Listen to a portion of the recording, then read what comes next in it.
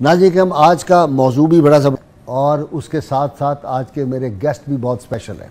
और ख़ास तौर पे मेरा जो एक आज मेहमान है, मैं अगर कहूँ कि मिल्लत इस्लामिया के काबिल फ़ख्र फ़र्जंद, जिस पे सारी मिल्लत को अल्लाह के फ़ज़ल व करम से नाज है, जो नोबेल प्राइज़ के लिए नॉमिनेट हो चुके हैं। और मैं अमूमी तौर पे देखता हूँ, मैं माज़रत के साथ, फिर 100 दफ़ा माज़रत के साथ कहता हूँ, हमारे यहाँ हम खुल्क़े नबी सल्लल्लाहु अलैहि वसल्लम और रसूल वसल्लम की मसाकीन से, गुरबा से, यतामा से और डाउन ट्रॉडन जो तबक़ात हैं उनसे शफ़क़त मेहरबानी की मिसालें, खुलफ़ाए राशिदीन की, अशरा मुबश्शरा की, सहाबा किराम की, वो सारी मिसालें हम सुनाते हैं। लेकिन जब अमल का वक्त आता है तो हमारे अमल में अबू जहल नज़र आता है, अबू लहब नज़र आता है, इल्ला माशाल्लाह नेक लोग भी हैं। लेकिन अल्लाह ताला ने पाकिस्तान को, ये जो बड़े लोग होते हैं, ये कौमों को, मुल्कों को, मिल्लतों को जो होते हैं वो इनाम के तौर पे अता किए जाते हैं। उनमें से एक शख्सियत जो मैं समझता हूँ पाकिस्तानी कौम के लिए इनाम के तौर पे दी गई है, जिनके लिए हमें दुआ करनी चाहिए, अल्लाह का करीम इनकी ज़िंदगी में, इनके अमल में, इनके ईमान में, इनके जज्बों को अल्लाह सलामत रखे और तवील फरमाए। मेरी मुराद जनाब डॉक्टर अमजद साकिब, बानी अखुव्वत फाउंडेशन, आज मेरे पहले मेहमान हैं। और डॉक्टर से मेरे कई ताल्लुक़ हैं, कई जहतों के ताल्लुक़ हैं, वो तफसील मैं नहीं बयान कर सकता। मेरे छोटे भाइयों की तरह हैं, लेकिन मुझसे बतौर एक इंसान के बहुत बड़ा आदमी है, बहुत पहाड़ जैसा आदमी है अल्लाह के फजल व करम से। मेरी दूसरी मेहमान अहले बैत अतार से एक ख़ास अक़ीदत, ताल्लुक़ और रसूलुल्लाह सल्लल्लाहु अलैहि वसल्लम की नामूस के मसले में जो सरापा गैरत मैं समझता हूँ हमारी मिल्लत की ख़वातीन में, प्रोफेसर नुरीद फ़ातिमा साहिबा, एक कॉलेज की प्रोफेसर।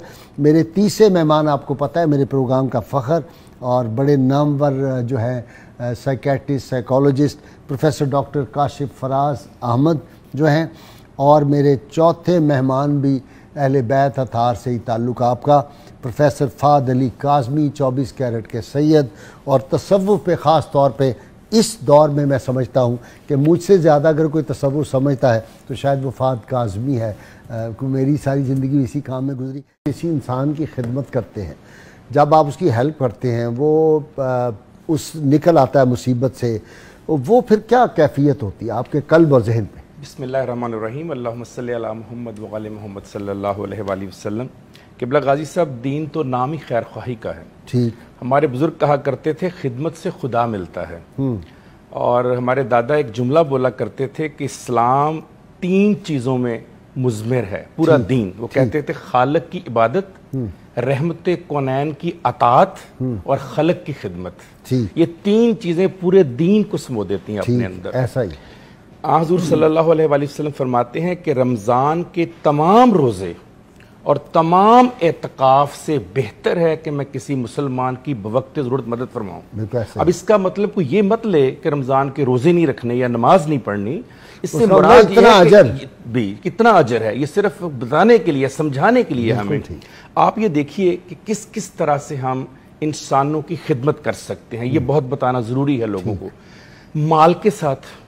और आजकल लोग समझते हैं कि शायद वक्त और ज़िंदगी जो है वो बहुत ही कोई कमज़ोर चीज़ है। ये सबसे बड़ी बात है कि आप किसी को अपना वक्त दे दें। अभी आपने नफ्सियात की बात की, तो हमारे यहाँ जितनी भी थेरेपीज़ हैं जो कि राइज हैं इस वक्त, वो इंडिजिनस हों या वो इंटरनेशनल लेवल की हों, उनमें जो सबसे बड़ा इशू है कि आप क्लाइंट की बात सुन लें। अच्छा, a psychologist should be a good listener. अच्छा, लिसन करने वाला ही कोई नहीं है। अब हम कोई अनोखा काम तो नहीं करते क्लाइंट के साथ कि वो हमारी बात सुनकर ठीक हो जाता है, राम बंदे। हम उसकी सुनते हैं, तवज्जो देते हैं, उसको शफकत देते हैं, उसकी छोटी छोटी बात को भी अहमियत देते हैं और उसे बताते हैं कि तुम इस कायनात के लिए कितने अहम हो। अगर 7 अरब में से तुम्हें बनाया गया है तो कुछ सोचकर बनाया गया, तुम्हारा खास काम है जो तुमसे पहले कोई नहीं कर सका। इसलिए तुम्हारी खिदमत, तुम्हें वक्त देना, तुम्हारी बात सुनना बड़ा जरूरी है। तीसरी बात यह है कि अपने तौलकात का असर और रसूख इस्तेमाल करना। यहां सफारिश से इसको हटकर देखने की जरूरत है। सफारिश ये किसी हकदार का हक मार के आप किसी को लगाएं, और अपने तौलकात इस्तेमाल किसी के काम का मतलब है किसी का कोई जायज काम रुका हुआ है, आपके 2 लफ्ज अदा करने से अगर वो अदा हो जाता है तो आप उसकी मदद कर दें, ये भी खिदमत खल्क है। फिर अब देखिए کہ آپ کوئی رفاہی ادارہ، آپ کوئی ایسا کام کرتے ہیں، جیسے اخوت کی ابھی بات کی گئی، اخوت یونیورسٹی کی بات کی گئی، ڈاکٹر ادیب نے انسٹیٹیوٹ بنایا ہے، جیسے عبدالستار ایدھی جو ہیں ان کی ایدھی سروس جو ہے اتنی بڑا کام کر رہی ہے، جیسے اور بہت سارے لوگ ہیں پاکستان میں کام کر رہے ہیں۔ پھر اب دیکھیے، کسی کی کفالت کرنا، کسی کو تعلیم دینا، کسی کو اچھا مشورہ دے دینا، کسی کے دکھ درد میں شریک ہو جانا۔ ڈاکٹر صاحب ہمارا آپ جو باتیں کرتے ہیں نا، یہ ہیں ساری خیالی باتیں۔ عملی طور پہ جو ہے نا، میں کل ہی آیا ہوں، رات کو ہمارا جہاز جو تھا وہ آپ کو میں نے بتایا ڈائیورٹ ہو گیا، یہاں پہ آندھی آئی ہوئی تھی۔ اسلام آباد میں وہ 400-500 بندے کے ساتھ جو سلوک ہوا ہے، جانوروں سے بھی شاید کوئی مہذب معاشرہ سلوک نہیں کرتا۔ لوگ بیٹھے ہوئے ہیں بھوک سے، ننگ سے، پلاسٹک کی کرسیاں ہیں، برا حال ہے۔ کبھی ان کو ایک حال میں جو ہے وہ لے جایا جا رہا ہے ہنکار کے، کبھی دوسرے حال میں لے جایا۔ بوڑھی عورتیں فرش پہ لیٹی ہوئی ہیں، گندے باتھ روم ہیں، اور یہ ہم PIA کا ہمارا نام ہے اور فلانا ہے۔ میں نے کہا بھی مخلوق، اور بولتے وہ اس طرح ہیں جب کوئی بندہ جاتا ہے کہ جیسے وہ تھانے دار جو ہوتا ہے وہ چور کے ساتھ سلوک کرتا ہے، وہ یہ ہمارا عملی طور پہ ہم کہاں کھڑے ہیں ابھی اس کا جواب ڈاکٹر امجد ثاقب صاحب نے بڑا اچھا دیا کہ کسی جزا اور کسی ثواب کے لیے نہیں، یہ سوچ کر کہ یہ اللہ کا حکم ہے۔ میں اسی لیے اس کی شرائط کی طرف آ رہا تھا کہ خدمت خلق کی جو سب سے بڑی شرط ہے وہ رضائے الہی ہے۔ میں اس لیے نیکی نہیں کر رہا کہ میں لوگوں سے کچھ توقع کر رہا ہوں، میں صرف ایک ہستی سے توقع کر رہا ہوں، اور وہ میری اللہ کی ہستی ہے، میں اس سے صرف توقع کر رہا ہوں۔ پھر ثابت قدم رہنا اس کام میں بھی اور رضائے الہی میں بھی ثابت قدم رہنا کہ بس اس کے علاوہ میں کسی سے کچھ نہیں مانتا۔ پھر اس کی شرط ہے اخلاص نیت، نمود نمائش کے لیے آپ نے وہ کام نہیں کرنا۔ تو اس لیے اگر آپ کوئی اچھا کام کرتے ہیں اور یہ توقع کرتے ہیں کہ دوسرا مجھ سے اچھا کام کرے گا، پھر تو آپ چاہتے ہیں دنیا میں مجھے اس کا صلہ مل جائے۔ اب آپ نے نفسیات کی بات کی، آپ نے کہا جی نفسیات کی کیا فائدہ ہوتا ہے؟ جو سب سے بڑا فائدہ یہ ہے وہ تربیت کا ہے۔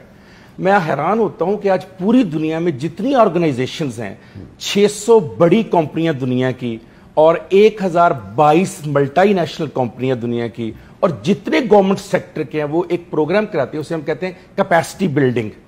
یہ ساری کی ساری تربیت جو اتنی جگہوں پر ہو رہی ہے، وہ صرف اور صرف خدمت خلق سے آپ حاصل کر سکتے ہیں گھر بیٹھے۔ یہ تربیت کیا ہے؟ یہ تربیت یہ ہے کہ آپ نے رذائل اخلاق اور نفس کی جو فریب ہے اس سے بچنا ہے۔ آپ نے کوشش کرنی ہے ہوس سے، بخل سے، جبر سے، تشدد سے، استحصال سے دور ہو جائیں۔ یہ خدمت خلق میں آپ کو صرف ملے گا، اور اسی کی ہم ٹریننگ دیتے جاتے ہیں۔ دوسرا بڑا فائدہ اس کا کیا ہے؟ یہ آپ کو محبت سکھاتی ہے، یہ آپ کو شفقت سکھاتی ہے، یہ آپ کو ہمدردی سکھاتی ہے، یہ آپ کو اخلاص سکھاتی ہے، یہ آپ کے اندر سمپتھی پیدا کرتی ہے۔ یہ سوچو اگر میرے ساتھ یہ ہو تو پھر کیسا ہو۔ ابھی ایک مثال دی ڈاکٹر صاحب نے کہ ایک شخص جو تھا وہ نیچے سے اٹھ کر اوپر آیا، اس کا برعکس بھی تو ہو سکتا ہے، ایک شخص اوپر سے نیچے بھی تو جا سکتا ہے۔ تو اس کا بھی تو سوچیں۔ نہیں، یہ نہیں کوئی سوچتا اوپر سے نیچے والی بات۔ یہ نہیں دیکھیں اپنا کاظمی صاحب، یہ ڈاکٹر صاحب ہمیشہ تصوراتی خیالاتی باتیں کرتے ہیں، یوٹوپین باتیں کرتے ہیں، کوئی ہمیں سناتے ہیں، وہ ہم پہ اثر کیوں نہیں کرتے؟ جی سر، بالکل ٹھیک ہے آپ کی بات۔ اصل میں ہمیں یہ اندازہ نہیں ہوتا، کچھ اپنے زندگی کے واقعات کو ہم جوڑتے نہیں اپنے ساتھ۔ جو نفع دینے والا ہے، جو خلق خدا کی خدمت کرنے والا ہے، سب سے زیادہ فائدہ اسے حاصل ہوتا ہے، اسے نہیں جس کی مدد کر رہا ہے، خود اسے حاصل ہوتا ہے۔ کیسے حاصل ہوتا ہے؟ اللہ تعالیٰ قرآن مجید میں ارشاد فرماتا ہے کہ اللہ اپنے بندے کی مدد اس وقت تک کرتا رہتا ہے جب تک وہ اپنے بھائی کی مدد کرتا رہتا ہے۔ ایک ذاتی سا واقعہ ہے لیکن صرف لوگوں تک پہنچانے کے لیے۔ میرے پاس کسی کلائنٹ نے آنا تھا، آپ جانتے ہیں ہم کلینک کرتے ہیں جہاں کسی سے کوئی پیسہ نہیں لیتے، بلکہ ہم کھانا اور چائے بھی ان کو اپنی پاکٹ سے دیتے ہیں۔ تو بیٹی نے کہا کہ رمضان ہے، اسی رمضان کی بات ہے، میں نے فیس جمع کرانی ہے، رش بہت ہوتا ہے بینک میں، تو بابا آپ آ کے فیس جمع کرا دیں۔ میں نے کہا بیٹی وہ جڑاں والا سے آ رہے ہیں تو میں ان کو اٹینڈ کر کے تو پہنچ جاؤں گا۔ تو وہ ذرا بات لمبی ہوگی، ان کے ساتھ 2 گھنٹے لگے۔ میں نے بیٹی کو فون کیا تو اس نے کہا بابا ضرورت نہیں آنے کی، وہ تو 5 منٹ میں ہی جمع ہو گیا۔ میں نے کہا آپ تو کہہ رہی تھی بڑا رش ہوتا ہے۔ کہتی بابا سخت گرمی تھی، روزہ رکھا ہوا تھا، میں جا کے ابھی لائن میں کھڑی ہی ہوئی ہوں تو بینک مینیجر کی گاڑی آ کے رکی، وہ اتر کے سیدھا میرے پاس لائن میں اور کہنے لگا بیٹی دور سے تمہیں دیکھا لگا میری بیٹی کھڑی ہے، بیٹی یہ مجھے دو فیس۔ وہ اندر گیا اور آ کے اس نے جمع کروا دی۔ بابا پتہ نہیں وہ کون تھا، میں نے کہا بیٹی ایک اور تمہیں آج بتاتا ہوں، میرے سامنے ابھی اپنے دادا کو فیصل آباد فون لگاؤ. اچھا. میں نے آن کر دیا اس کا. میں نے کہا دادا سے پوچھو این اس وقت جب 8 سے 10 میں کلائنٹ کو چیک کر رہا تھا تمہارے دادا کہاں تھے؟ اچھا. اس نے آن کیا اور کہا دادا ابو آج آپ صبح 8 سے 10 کہاں تھے؟ انہوں نے کہا بیٹا میری آنکھ میں تکلیف تھی، میں چیک کروانے کے لیے ہاسپٹل گیا، روزہ رکھا ہوا تھا، بڑا پریشان تھا. اچھا. بیٹا ہسپتال کے گیٹ کے اوپر ایک ڈاکٹر صاحب رک گئے، کہنے لگے مجھے دور سے لگا میرا باپ جا رہا ہے. اللہ. اس نے مجھے اپنی گاڑی میں بٹھا لیا، سیدھا اپنے کلینک میں لے کر گیا اور سب سے پہلے میرا علاج کر دیا. میں نے کہا بیٹی یہ صرف 2 مثالیں ہیں، تیرا باپ کسی کی مدد کر رہا تھا، رب کی غیرت کو یہ گوارا نہ ہوا، رب کی غیرت کو یہ گوارا نہ ہوا کہ میرا بندہ تو ادھر 2 گھنٹے بیٹھا ہوا ہے، اس کے بندوں کی مدد کون کر رہا ہے؟ میں نے کہا بیٹی جتنے میرے ساتھ جڑے ہوئے رشتے ہیں سب کو فون کر کے دیکھ لے. بہت دور سے کال. ڈاکٹر صاحب یہ تو بتاؤ، یہ ٹالرنس ختم ہو گئی ہے پاکستان میں تو اس نام کی کوئی چیز نہیں، مذہبی لیول پہ، سیاسی لیول پہ، دفتروں کے لیول پہ، رشتہ داروں کے لیول پہ، یہ کیسے واپس آ سکتی ہے ویسے؟ جی سر کیوں نہیں آ سکتی؟ جس طرح آپ نے ڈائلاگ کا آغاز کیا، جیسے اتنی خوبصورت گفتگو لوگوں تک پہنچے گی، اثرات ہوتے ہیں گفتگو کے.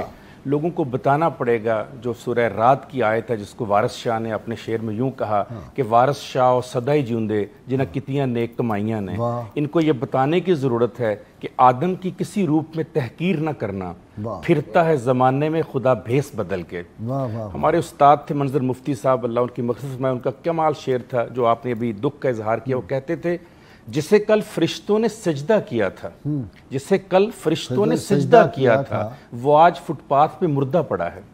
یہ بدقسمتی ہے کہ ہم بتانے والا کوئی نہیں رہا.